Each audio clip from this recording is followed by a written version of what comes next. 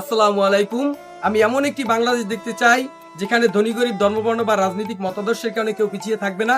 আইনের শাসন হবে সবার জন্য সমান, রাষ্ট্রের কোনো বিশেষ গোষ্ঠীর জন্য নয়। দেশের প্রতিটি মানুষের জন্য সমানভাবে কাজ করবে।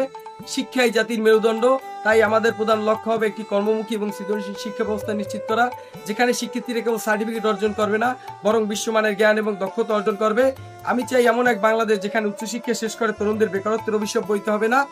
রাষ্ট্র উদ্যোক্তা হওয়ার পথ সহজ করবে, মেধা পাচার বন্ধ হবে। রাষ্ট্রের নীতি নির্ধারকরা তরুণদের মতামতকে গুরুত্ব দিবে।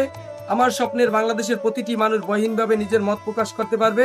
গণমাধ্যম হবে স্বাধীন, নির্বাচন ব্যবস্থা হবে স্বচ্ছ, যেখানে সাধারণ মানুষের ভোটাধিকার এবং নাগরিক অধিকার নিয়ে কোনো সংশয় থাকবে না।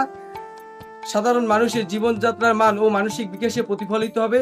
আমি চাই এমন এক বাংলাদেশ যেখানে দেশের প্রতিটি নাগরিক নিজ স্বার্থকে উপেক্ষা করে সবার আগে বাংলাদেশকে গুরুত্ব দিবে। সবাই ভালো থাকবেন, সুস্থ থাকবেন। আসসালামু আলাইকুম।